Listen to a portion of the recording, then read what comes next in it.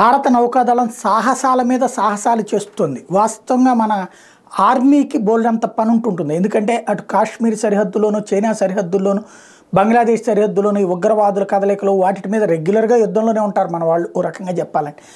కాబట్టి వాళ్ళకి regular experience ఉంటుంది.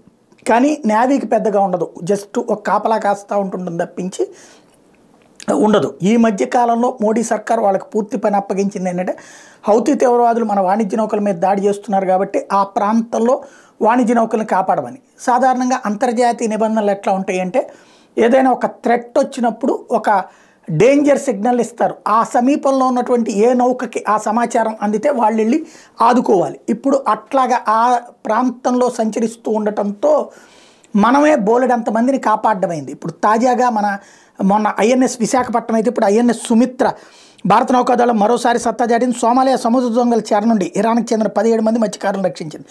విషయాన్ని నేవీ వర్గాలు వెల్లడించిన. తూర్పు తీరంలోని సోమాలియా గల్ఫ్ ఆఫ్ ఈడెన్లో పహారా కాస్తున్న ఐఎన్ఎస్ సుమిత్ర యుద్ధనౌకకి ఇరాన్ మత్స్యకారుల పడవ ఐమ్యాన్ నుంచి రక్షించాలనే సమాచారం వాళ్ళు అడిగారు. సముద్రపు దొంగలు తమ పడవను స్వాధీనం చేసుకుని తమను బందీలుగా మార్చేశారని కాపాడాలని కోరడంతో సుమిత్ర వెంటనే అక్కడికి చేరుకుంది. బోటుతో పాటు బందీలుగా చిక్కున్న 17 మంది మత్స్యకారులను కూడా విడిపించి సాహసం ప్రదర్శించింది.